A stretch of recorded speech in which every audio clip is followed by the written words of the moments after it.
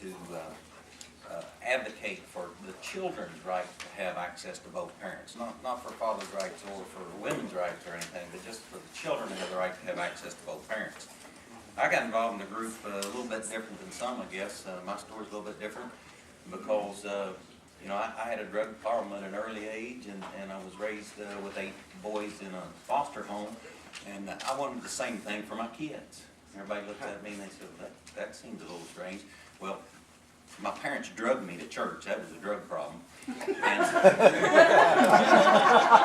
my last name's Foster, so I had 7 foster brothers. So I want that same kind of atmosphere for my children, but when the government takes your right, or your children's right of access to you away from you, you can't provide that same kind of experience for the children that you had growing up.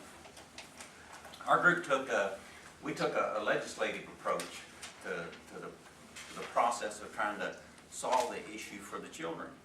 And our biggest, let's say the biggest roadblock that we kept running into was we really didn't know who was opposed to the legislation. I mean, you would think that everybody would be for letting kids spend time with their parents. Don't we want parents to raise their kids?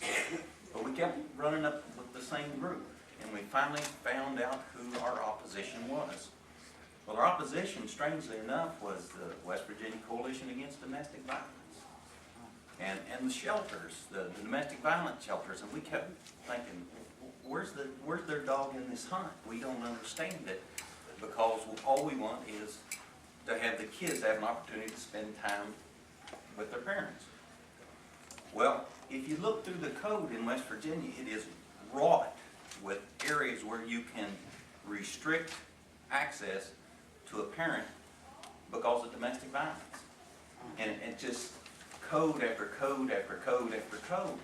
So it became more and more obvious to us that something that was planned to be a good thing, the Violence Against Women's Act, and you know, everybody wants to be protected against domestic violence, became a very bad tool that we used in divorce and custody issues.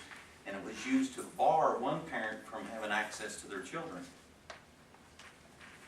The really sad thing about it is that it just has to be a claim. It doesn't have to be proven domestic violence.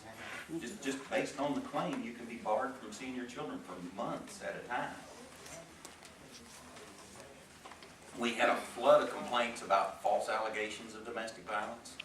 So we thought, okay, well, how bad is this problem? We need to go to, where's your resource to determine what's really going on? Well, in West Virginia, the resource is the West Virginia Supreme Court. They're responsible for keeping all the statistics for family court. But they didn't have any. They had none. And they refused to do them. And they said, oh, well, we've got a new computer system that's coming online in 2010. This was 4 years ago now.